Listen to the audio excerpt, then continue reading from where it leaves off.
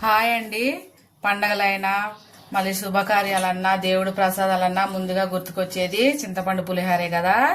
చింతపండు పులిహార చేసుకోవడానికి పులుసు చేశాను నేను. చూడండి, పులిహార పులుసు చింతపండుది కలిపి ఆడబెట్టుకుంటే అన్నం వండుకొని దానిలో కలిపేసుకుంటే టేస్టీ చాలా బాగుంటది. చూడండి, రెడీ చింతపండు పులిహార. ఈ పులిహారని నేను ఈ పులుసుని ఎలా తయారు చేశానో మరొకసారి వీడియోలో చూసేయండి. Welcome to my channel సీతాడలిలో.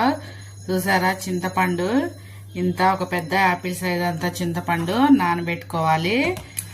First ఒక గంట పాటు నానబెట్టుకుంటే అంత చింతపండు భలే మెత్తగా నానిపోతుందండి. పులిహార బాగుంటది కదా, అందరికి ఇష్టమైంది కదా. పులిహార ఇంట్లో వారానికి ఒకసారైనా చేసుకోవాలంటండి, మంచిదంట. మనం ఎప్పుడు నిమ్మకాయ పులిహార చేసుకుంటాం కదా, అలా కాకుండా ఇలా ఒకసారి చేసుకుంటే చాలా బాగుంటది. దీన్ని బాగా ఇలా చేత్తోనే నలిపేసి రసం తీసేసుకోవాలి. చేత్తో ఇలా అంతా చేసేసుకొని స్టైనర్లో వేసుకొని వడగట్టుకోవాలి. రసం అంతా దిగిపోతుందండి మంచిగా.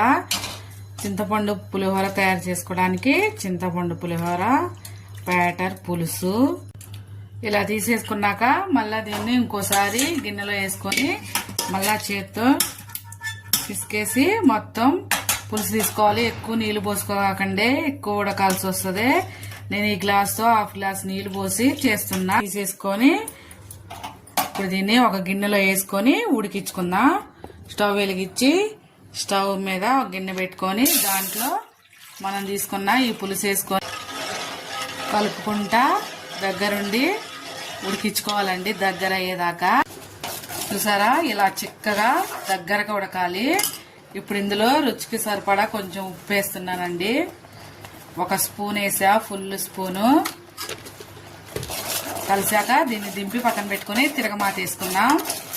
ఇప్పుడు చింతపండు పులిహారకే తిరగమాతలోకి ఇంగువ, ఒక పెద్ద స్పూను శనగపప్పు, ఒక స్పూను ఆవాలు, ఒక స్పూన్ జీలకర్ర, ఒక 5-6 ఎండుమిరగాయలు, ఒక 5-6 పచ్చిమిరపకాయలు, ఒక పెద్ద స్పూను పల్లీలు. ఇప్పుడు పోపేద్దాం. ఒక గిన్నె పెట్టి దీనిలో ఒక 100 గ్రాములు నూనె వేసుకుందాం. నూనె వేడయ్యాక శనగపప్పు, ఒక స్పూను పల్లీలు, అవి కొంచెం వేగాక ఒక స్పూన్ ఆవాలు, ఒక స్పూన్ జీలకర్ర, ఎండుమిరపకాయలు, పచ్చిమిరపకాయలు, ఒక 5-6 రెమ్మల కరివేపాకు, ఒక 2 స్పూన్ల పసుపు. నాకు ఉప్పు వేసా కానీ పసుపు వేయలేదు కదా అందులో. పసుపు నూనెలో వేగితే మంచి కలర్ వస్తుందండి నూనెకి కూడా, అందుకనే పోపులోనే వేస్తున్నా పసుపు. ఇవన్నీ మంచిగా ఫ్రై అయ్యాక లాస్ట్